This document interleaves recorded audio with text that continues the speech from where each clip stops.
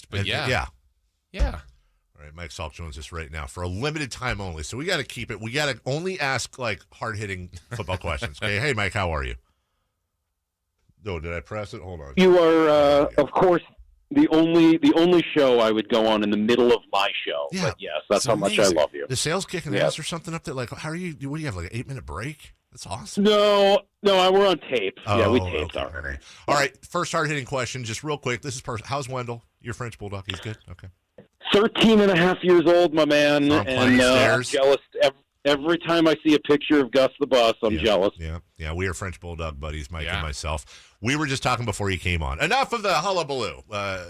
Where does this, have you even tried to rank this, Mike, in Seattle sports history? Top 10, top 5, where does yesterday rank as far as, oh my God, news?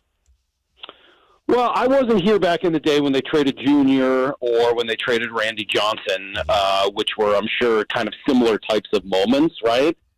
I don't think that anybody expected this to happen yesterday, but if you were completely caught off guard and were just dumbfounded, shocked that Russell Wilson was traded, then you haven't been paying attention, or you've been, pulling an ostrich and sticking your head in the sand. Mm-hmm. I mean, this has been building for years. Yeah. The challenges with the egos and just the way that the two sides seem to just rub each other the wrong way, the contract negotiations, his baseball agent, Mark Rogers, who always tried to play things in a completely different way from all of the NFL agents. I mean, things have been brewing for a long time. So was I surprised yesterday? Of course I was.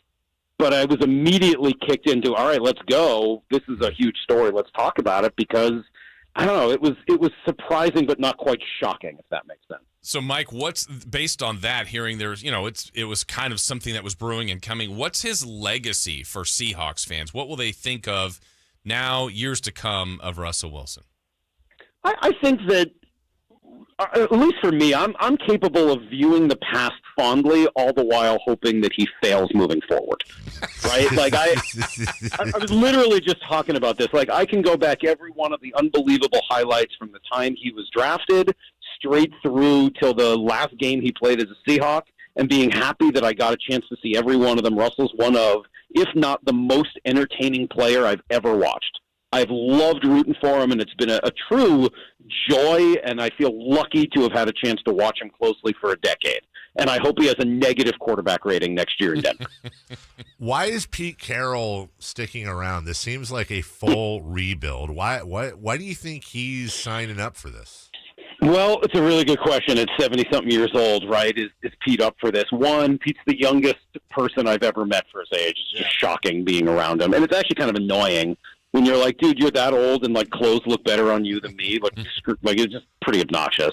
Right. But here's the second question. Are you sure it's going to be a full-scale rebuild? Because we got a lot of rumors out there connecting them to Deshaun Watson. Mm-hmm. If you're bringing Deshaun Watson in right away for next year, that's not a full-scale rebuild. No. That's a belief that you've got the next quarterback and you're going to go right from one to the next. So I don't know that I would make that move for a lot of reasons. One of them, obviously, just who he is and whether or not you want that to be the face of your franchise. I don't know whether I'm comfortable with that. But I do think there's a very realistic possibility that's the direction they go. Wow. And Dave and I talked about that recently. Which team would do it? What does Seattle, what's the PR hit if they go for someone? Talent, we get it. But PR-wise, how does that land in Seattle if they do that? I think that it'd be very split. I think a lot of people would have a big problem with it, and I think I'd put myself in that category. There's a difference between being cleared and being innocent, right? I mean, you got 21, 22 women who are accusing him of sexual assault. It is an ugly situation, really ugly. And, guys, we work for the same company that asks us to do good in the community. How can I realistically feel like I'm doing good in the community while supporting someone like Deshaun Watson? That would be a real challenge for me. I don't know that I would ever fully get over it and root for him.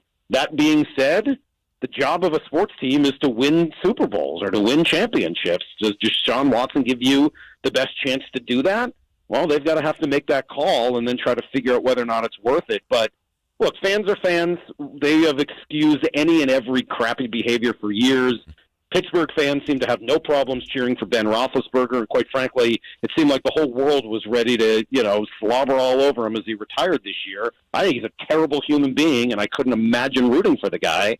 But teams and players and fans do, so we'll see if the same thing is true of Deshaun Watson. Mike Salk from our Bonneville sister station up in Seattle, Seattle Sports, joining us before he gets back to his show. We're trying to break down the trade, and it's so impossible, Mike, because we're not going to know for years who won this trade or if both won, both lost. But no disrespect to Russell Wilson. He's phenomenal. He's a Hall of Famer, but golly, it doesn't seem like the Seahawks got screwed on the deal. They've got quite the ammo now. It's funny here, and I'm sure this is true, and you guys know this, and, I've become a Kings fan just by, following you on Twitter. No matter what the deal is, people in the town feel like their team should have gotten more, right, because they've overvalued their own player. So most of the reaction here today is that they should have gotten more for us, that this is a bad deal, et cetera. My feeling is that it is a little weak. I think a lot of the conversation around the elite franchise quarterback is 3, 4 first-round picks blow you away. Oh my God, the best haul anyone's ever gotten. It's better than what the Cowboys got for Herschel Walker. The whole thing. And I think that we found out that Russ wasn't quite that valuable. That he's really good and a really great player, but that today you can name 5 quarterbacks better than him. And that as you look at a guy in entering his mid-30s who is a dual-threat quarterback whose legs are starting to deteriorate, coming off an injured year, and 2 years where he really hasn't been a great elite player, who's going to want $50 million in a contract after next season, $50 million a year, that maybe the value wasn't quite as high as people thought it would be. That's Mike Salk. He's got a morning show to get to. Say hello to everybody up there. Say hello to Wendell for me, please. Give him scratches behind the ears, all that fun stuff. And thank you so much for joining us in the middle of your day. All right, go Kings, go Sabonis. Very happy. I'm excited about the future. This time it's going to work. Well, can you do the show a few times, please? Yeah. Maybe help us out on that, because it's a battleground down here, Mike. I appreciate the sentiment, my man. All right, guys. See ya. Have a good one. Thank you. He likes the trade. Yeah. Of Seattle.